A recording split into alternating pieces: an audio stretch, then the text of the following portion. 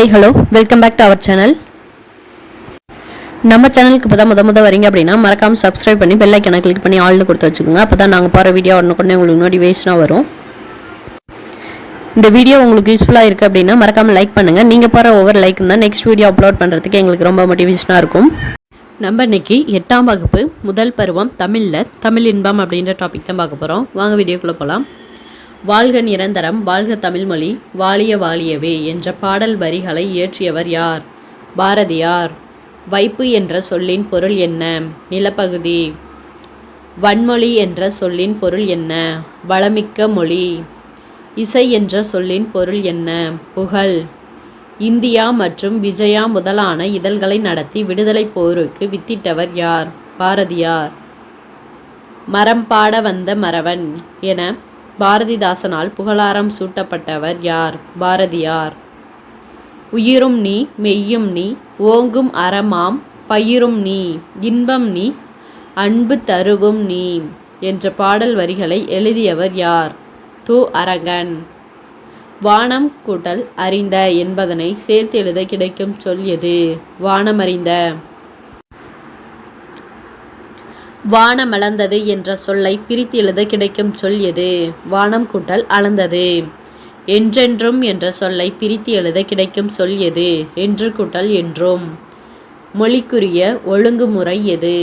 மரபு. வாழ்வுக்குரிய ஒழுங்குமுறை டேஸ் எனப்படும்? ஒழுக்கம். செய்யுளுக்கும் மரபுக்கும் இடையே உள்ள தொடர்பை பற்றி கூறும் நூல் எது? தொல்காப்பியம். நிலம் தீ நீர் வழி விசும்போடு ஐந்தும் கலந்த மயக்கம் உலகம் ஆதலின் இருதினை ஐம்பால் இயல் நெறி வழாமை திரிவு இல் இச்சொல்லோடு தலால் வேண்டும் என்ற பாடல் வரி இடம்பெற்றுள்ள நூல் எது? தொல்காப்பியம். விசும்பு எனும் சொல்லின் பொருள் என்ன? வானம். வழாமை எனும் சொல்லின் பொருள் என்ன? தவறாமை. தொல்காப்பியத்தின் ஆசிரியர் யார்? தொல்காப்பியர். தமிழில் கிடைத்துள்ள மிக பழமையான இலக்கண நூல் எது? தொல்காப்பியம். தொல்காப்பியம் எத்தனை அதிகாரங்களை கொண்டது? 3. தொல்காப்பியம் மொத்தம் எத்தனை இயல்களை உடையது? 27. சரியான இளமை பெயர்களை பொருத்துக. புலி, பரல், சிங்கம், குருளை, யானை, கன்று, கரடி, குட்டி. திணை எத்தனை வகைப்படும்? 3. தமிழ் எழுத்துக்களின் பழைய செப்பேடுகள் எந்த நூற்றாண்டு முதல் கிடைக்கின்றது? 7ஆம் நூற்றாண்டு. சரியான ஒளிமரபுகளை பொருத்துக. புலி உருமும், சிங்கம் முழங்கும், யானை பிளிரும், கரடி கத்தும். எந்த கலை தோன்றிய பிறகு தமிழ் எழுத்துக்கள் இப்போதுள்ள நிலையான வடிவத்தை பெற்றுள்ளன? அச்சுக்கலை. தமிழ் எழுத்துக்களின் பழைய கல்வெட்டுக்கள் எந்த நூற்றாண்டு முதல் கிடைக்கின்றது? பொது ஆண்டுக்கு முன் 3ஆம் நூற்றாண்டு.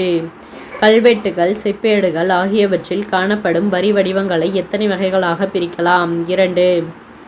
வளைந்த கோடுகளால் அமைந்த மிக பழைய தமிழ் எழுத்து எது? வட்டெழுத்து.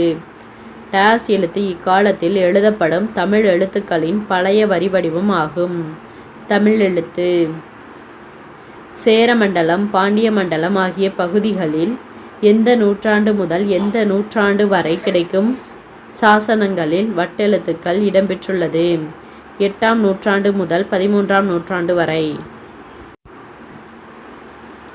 டேஸ் ஆட்சி காலமான 11ஆம் நூற்றாண்டுக்கு பிறகு கிடைக்கும் கல்வெட்டுகளில் பழைய தமிழ் எழுத்துக்கள் காணப்படுகின்றன. 1ஆம் ராஜராஜ சோழன். கடைச்சங்க காலத்தில் தமிழகத்தில் எழுதப்பட்ட எழுத்துக்கள் எவ்வாறு அழைக்கப்பட்டது? கண்ணெழுத்துக்கள். எதன் மீது தமிழ் எழுத்துக்கள் பதிக்கும் போது வளைகோடுகளை பயன்படுத்த முடியாது என்பதால் நேர்கோடுகள் பயன்படுத்தப்பட்டது? கற்பாறை.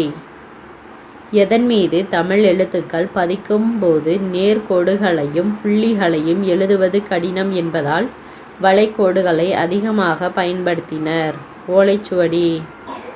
எந்த கல்வெட்டில் தமிழ் எழுத்தும் வட்டெழுத்தும் கலந்து எழுதப்பட்டிருந்தது? அரச்சலூர் கல்வெட்டு. எகர ஒகர குறில் எழுத்துக்களை குறிக்க எழுத்துக்களின் மேல் புள்ளி வைக்கும் வழக்கம் டேஸ் காலம் முதல் இருந்து வந்துள்ளது? தொல்காப்பியர்.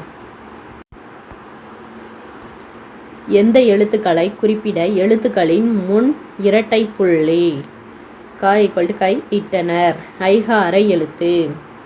டேஸ் எழுத்தை குறிப்பிட பகர எழுத்தின் உள்ளே புள்ளி இட்டனர். மகர எழுத்து. எதில் தமிழ் எழுத்துக்களை எழுதும்போது நிறுத்தற்குறிகளும் பத்தி பிரித்தலும் இல்லை. ஓலைச்சுவடி. தமிழ் எழுத்துக்களில் மிக பெரும் சீர்திருத்தத்தை செய்தவர் யார்? வீரமாமுனிவர். எகர ஒகர வரிசை எழுத்துக்களில் புள்ளிகளால் ஏற்படும் குழப்பங்களை களைந்தவர் யார்? வீரமாமுனிவர். எகர என்னும் எழுத்திற்கு கீழ்கோடிட்டு ஏ என்னும் எழுத்தை நெடிலாகவும் ஓ என்னும் எழுத்திற்கு சுழியிட்டு ஓ என்னும் எழுத்தாகவும் உருவாக்கியவர் யார்? வீரமாமுனிவர். 20ஆம் நூற்றாண்டில் தமிழில் எழுத்துச் சீர்திருத்தம் செய்தவர் யார்? பெரியார். தமிழில் சொல் என்பதற்கு டேஸ் என்ற பொருள் உள்ளது. நெல். எல்லா சொல்லும் பொருள் குறித்தனவே என்றவர் யார்? தொல்காப்பியர். ஓர் எழுத்து மொழி எவை எனின் நெட்டெழுத்து ஏழே ஓரெழுத்து ஒரு மொழி என்றவர் யார்? தொல்காப்பியர். ஓரெழுத்து ஒரு மொழிகளின் எண்ணிக்கை என்ன? 42. ஏ என்பதன் பொருள் என்ன? அம்பு. அம்பு விடும் கலையை தமிழில் எவ்வாறு அழைக்கப்பட்டது? ஏகலை. செந்தமிழ் அந்தணர் என்று அழைக்கப்படுபவர் யார்? ரா. இளங்குமரனார். தேவநேயம் என்னும் நூலை தொகுத்தவர் யார்? ரா. இளங்குமரனார். எழுத்துக்களின் பிறப்பினை எத்தனை வகைகளாக பிரிக்கலாம்? 2. டேஸ் ஆகிய 5ம் வாய் திறக்கும் முயற்சியுடன் இதழ்களை குவிப்பதால் பிறக்கின்றன. உ ஊ ஓ ஓ ஔ. மார்பை இடமாக கொண்டும் பிறக்கும் எழுத்துக்கள் எது? வல்லின மெய் எழுத்துக்கள். மூக்கை இடமாக கொண்டு பிறக்கும் எழுத்துக்கள் எது? மெல்லின மெய் எழுத்துக்கள். கழுத்தை இடமாக கொண்டு பிறக்கும் எழுத்துக்கள் எது? இடையின மெய் எழுத்துக்கள். தலையை இடமாக கொண்டு பிறக்கும் எழுத்துக்கள் எது? ஆயுத எழுத்து. இரு மெய்களும் மேலிதழும் கீழிதழும் பொருந்துவதால் பிறக்கும் எழுத்துக்கள் எது? இப்பு இம்மு. சரியான ஒளிமரபுடன் பொருத்துக. ஆந்தை அலறும். காகம் கரையும். கூகை குளரும். புறா குணுகும். சரியான வினை மரபுடன் பொருத்துக. சோறு உண். சுவர் எழுப்பு. கூடை முடை. பானை வனை. இதோட இந்த டாபிக் முடிஞ்சது. நெக்ஸ்ட் டாபிக் அடுத்த வீடியோவில் பார்க்கலாம். தேங்க்யூ.